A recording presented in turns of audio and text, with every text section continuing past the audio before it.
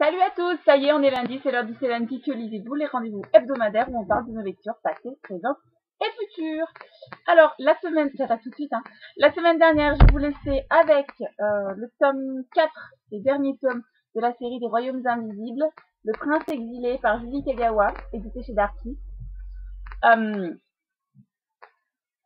Il est bien, il est très très bien, mais je trouve qu'il y a plein de péripéties qui se passent et tout, mais je trouve même que ça en devient un peu long que pour arriver à la quête, on va dire à finir la quête, il se passe beaucoup d'étapes, c'est long,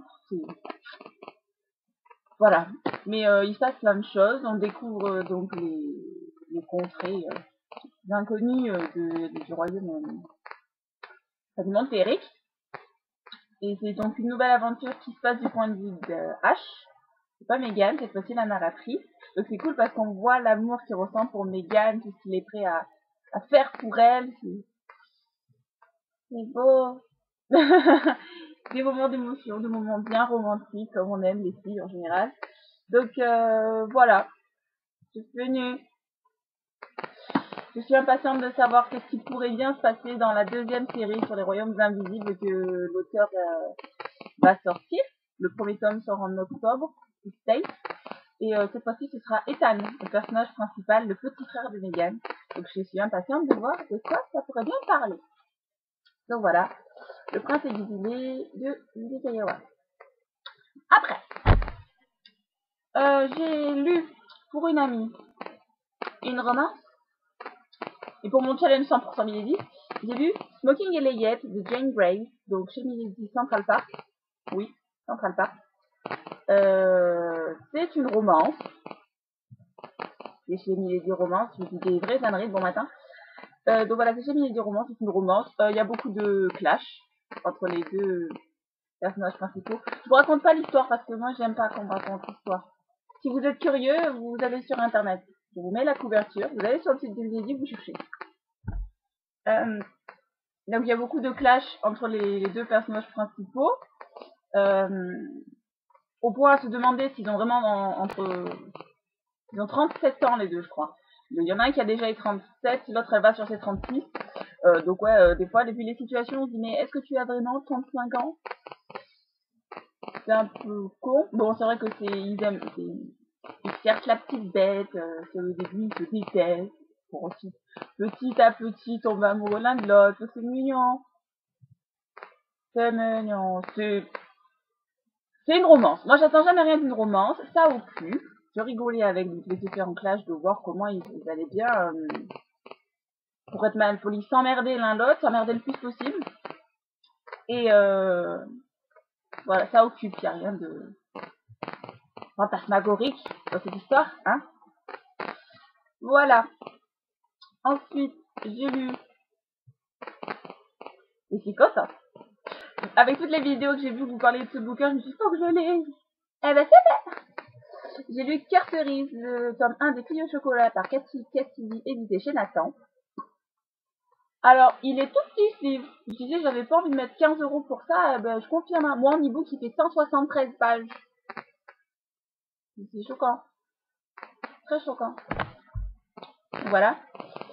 Là non plus, je vous raconte pas l'histoire parce qu'il y a de grandes chances que vous connaissiez déjà, avec toutes les vidéos que vous avez vues. Mais c'est mignon. C'est tout mignon. Ça occupe, pareil. Mais ce qu'il y a de bon derrière, c'est que ça traite de thèmes sérieux, mais un peu en légèreté. Donc c'est cool à lire, en fait. Je me suis sentie proche de Cherry. Parce que moi aussi, quand j'étais petite, j'avais tendance à raconter des cracks facilement. Donc, ouais, c'est cool.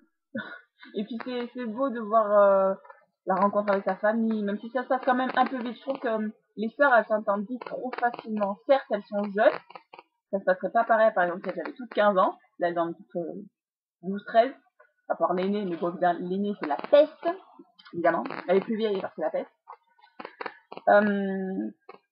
Donc voilà, c'est mignon, c'est jeunesse, de toute façon, c'est très jeunesse.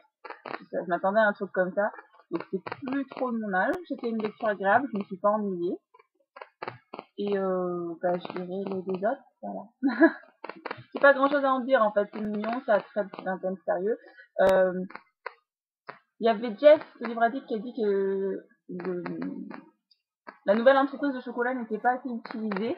Et c'est vrai que je suis d'accord parce que ça m'intéresserait bien de savoir comment ça se passe pour créer la société, même si là il y a eu quand même des choses par rapport à ça, parce que c'est donc dans ce tome qu'ils décident de la créer.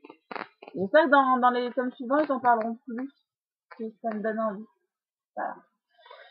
J'ai vraiment rien à vous dire sur les livres ce matin, mais c'est un truc de fou. Je vous explique, je suis pas debout depuis 1 heure encore. J'ai toujours une excuse pour faire des mauvaises vidéos, faut me pardonner. Donc voilà, ensuite, lecture en cours. Que j'ai quand même pas mal lu, hein, 3 livres. Comparé aux 2 dernières semaines, j'ai quand même pas mal bouquiné. Alors donc ma lecture en cours, il s'agit du dernier tome de la série des voyageurs dans le temps. Je sais pas si c'est vraiment ça le titre, mais bon, pourquoi pas. C'était Rouge Rubis et Bleu Saphir, les 2 premiers tomes. Voilà, le 1, le 2. Avec des superbes couvertures. Donc voilà, alors donc là, j'ai tome 3, Vert Émeraude de Kirsten Mudir, aux éditions Milan dans la collection Macadam. Et j'ai presque rien lu. J'ai lu 40 pages, donc je peux pas vous en parler. Ça me semble un peu long à se mettre en place, c'est peut-être moi parce que ça fait un moment que j'ai pas lu le 2 et que je me souviens plus. Mais là, au bout de 40 pages, certes, il se passe un truc assez vite. On rentre directement dans le sujet. C'est pas ça le souci. Mais moi, je veux qu'il y ait de la vraie action. J'espère que je l'aurai. Enfin, on verra. Si au bout de 40 pages, il se passe pas grand chose, c'est normal. Alors ensuite, qu'est-ce que je compte lire? Eh ben, c'est le problème en ce moment, c'est que je prends les livres en fonction des envies. Et donc là, ben, j'ai envie de lire donc le tome 2, Cœur du Mauve. Donc je vous le trouve. Alors, je vais le trouver. Je suis juste la reine du tactile, là je fais des bêtises avec ma tablette, mais je vais vous le trouver. Voilà. Donc le tome 2, Cœur du Mauve de Cathy Cassidy. Toujours édité chez Nathan, toujours avec une bonne couverture. Et peut-être que dans la semaine, hein, je vais pas enchaîner les deux, mais je vais peut-être lire Cœur Mandarine aussi.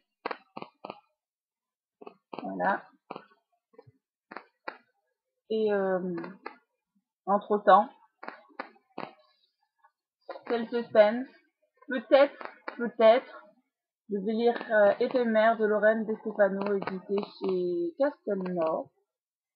Peut-être. Toujours le même souci, on verra. Et je sais pas. Je sais pas. Je vais peut-être voir dans la liste des lectures de prévues pour août. Voilà.